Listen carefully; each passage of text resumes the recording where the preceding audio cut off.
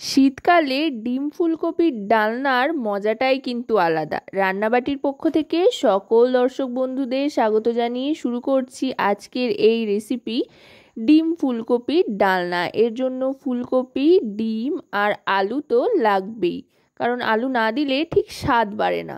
যাই হোক, ফুলকপি আর আলু দুটোই ডুমো ডুমো করে কেটে নিয়েছি, আর এদিকে ডিমটা সেদ্ধ করে নিয়েছি। এখানে 5টা ডিম নিয়ে নিয়েছি। এবার প্রথমেই যেটা করব সেটা হচ্ছে ফুলকপিটাকে ভাপিয়ে নেব। ফুলকপিটা তাই চাপিয়ে দিয়েছি জল দিয়ে, এবার এটাকে ভাপিয়ে নিচ্ছি। ফুলকপিটার ভাপ হতে হতে এখানে মশলা তৈরি করে নিচ্ছি। তার জন্য নিয়ে নিচ্ছি মিক্সার জারে টমেটো। এখানে একটা বড় সাইজের টমেটো কেটে নিয়েছি রাফলি। তার সাথে নিয়ে নিচ্ছি কয়েকটা পাকা লঙ্কা, আদার টুকরো, এখানে 1 ইঞ্চি পরিমাণে আদা নিয়ে নিয়েছি, আর 4-5টা রসুনের কোয়া নিয়ে নিয়েছি।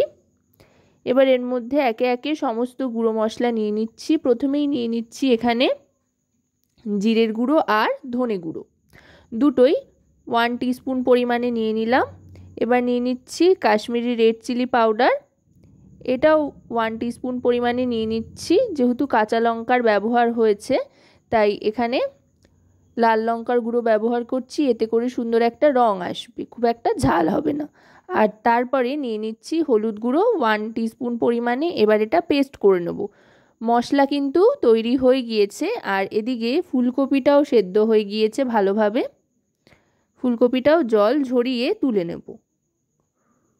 ফুলকপিটা জল ঝরিয়ে সরিয়ে রাখছি, আর এদিকে কড়াইতে সাদা তেল গরম করে ডুমো ডুমো করে কেটে রাখা আলুর টুকরোগুলো দিয়ে দিচ্ছি ভাজবার জন্য। আলুগুলোকে বেশ ভালো করে লালচে করে ভেজে নিতে হবে।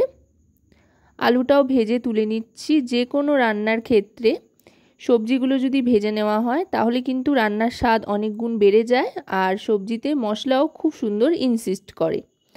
আলু ভাজা হয়ে গিয়েছে। এবার নুন হলুদ মাখিয়ে রাখা ডিম সেদ্ধটাও হালকা একটু ভেজে নিচ্ছি। ডিম সেদ্ধ খুব একটা বেশি ভাজবার কিন্তু প্রয়োজন নেই, হালকা ভাজলেই চলবে। বেশি ভাজলে কিন্তু ডিমের স্কিনটা ছিবড়ে মতো হয়ে যায়, তাই খুবই হালকা ভেজে নিচ্ছি। জাস্ট একটু লালচে রং আসা অবধি অপেক্ষা করতে হবে।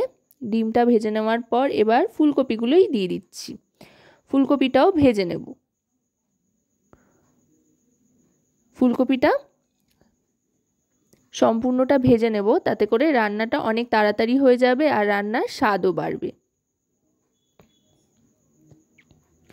ফুলকপিটা মোটামুটি ভাজা হয়ে গিয়েছে। এবার ফুলকপিটাও তুলে নেব।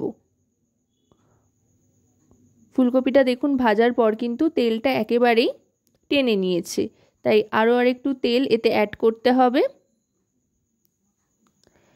তাই কড়াইতে তেল দিয়ে গ্যাসের ফ্লেমটা লো করে ফোড়ন হিসেবে দিয়ে দিচ্ছি গরম মশলা আর সাদা জিরে। গরম মশলা থেকে মিষ্টি একটা গন্ধ ছাড়তে আরম্ভ করলে তারপর দিয়ে দেব পেঁয়াজ কুচি। এখানে একটা বড় সাইজের পেঁয়াজ কুচিয়ে নিয়েছি স্লাইস করে। এবার পেঁয়াজটা ভাজতে থাকবো। পেঁয়াজটা একটু গোল্ডেন কালার আসা অবধি অপেক্ষা করতে হবে। পেঁয়াজটা একটু নরম হয়ে আসলে আর একটু গোল্ডেন কালার চলে আসলে তারপরে দিয়ে দেব তৈরি করে রাখা মশলার মিশ্রণটা, যেটা টমেটো, আদা, রসুন আর সমস্ত গুঁড়ো মশলা দিয়ে তৈরি করে রেখেছিলাম, সেটা দিয়ে দিলাম। দিয়ে এবার ভালো করে মশলা কষাতে থাকতে হবে। আদা, রসুন আর টমেটোর কাঁচা গন্ধ চলে যাওয়া পর্যন্ত গ্যাসের ফ্লেমটা কিন্তু মিডিয়াম টু লোতে রেখে কষতে থাকতে হবে। এবার দিয়ে দিচ্ছি পরিমাণ মতো নুন। নুন দিয়ে মিশিয়ে নিয়ে এবার দিয়ে দিচ্ছি আলুটা। আলুটা আগে দিয়ে দিলাম। আলুটা দিয়ে একটু মিশিয়ে নিয়ে তারপরে দিয়ে দেব ফুলকপিটা। যেহেতু ফুলকপিগুলো বেশ বড় বড় করে কাটা হয়েছে, সাধারণত এই রান্নার ক্ষেত্রে ফুলকপিগুলো একটু বড় বড় করে কাটলেই ভালো লাগে, বেশ মুখে পড়ে, সেজন্য একটু বড় করেই কাটা হয়েছে। এবার দিয়ে দিলাম মশলার বাটি ধোয়া জল। সবটা ভালো করে মিশিয়ে নিয়ে সামান্য জল দিয়ে ঢাকনা চাপা দিয়ে দেব আলু আর ফুলকপি সেদ্ধর জন্য। খুব বেশি জল দেওয়ার প্রয়োজন নেই, কারণ ফুলকপি থেকে কিন্তু জল ছাড়বে। ঢাকনা চাপা দিয়ে 5 মিনিট মতো অপেক্ষা করতে হবে গ্যাসের ফ্লেম লোতে রেখে। 5 মিনিট বাদে ঢাকনাটা সরিয়ে নিলাম। দেখুন ফুলকপি থেকে কিন্তু জল ছেড়েছে, এই জলেই কিন্তু সেদ্ধ হয়ে গিয়েছে মোটামুটি 80 থেকে 90% মতো কিন্তু ফুলকপি আলু সবটাই সেদ্ধ হয়ে গিয়েছে। আর দেখুন রঙটাও কিন্তু একেবারে বদলে গিয়েছে। এবার দিয়ে দিচ্ছি ঈষৎ উষ্ণ গরম জল গ্রেভির জন্য। সাধারণত যেহেতু ডালনা জাতীয় রেসিপি ডিমের, তাই খুব একটা বেশি ঝোল হবে না, একটু গা মাখা মাখা হবে, তাই খুব বেশি জল দিলাম না।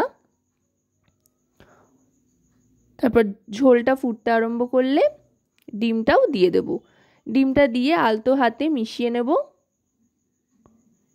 সবটা ভালো করে মিলিয়ে মিশিয়ে নিয়ে ওপর থেকে দিয়ে দেব শাহি গরম মশলার গুঁড়ো, যাতে করে রান্নার স্বাদ অনেক গুণ বেড়ে যাবে। আশা করব রেসিপিটি আপনাদের ভালো লাগবে। ভালো লাগলে রান্নাবাটি চ্যানেলটিকে সাবস্ক্রাইব করে লাইক শেয়ার কমেন্টের মাধ্যমে আমাদের পাশে থাকবেন। আর পাশে থাকা বেল আইকনটি অন করে দেবেন সবার আগে সমস্ত রকম নতুন রান্নার নোটিফিকেশান পাওয়ার জন্য, কারণ আপনাদের নিয়ে আপনাদের জন্যই কিন্তু আমাদের চ্যানেল রান্নাবাটি। এবার শুধু সার্ভ করে খাওয়ার অপেক্ষা মাত্র।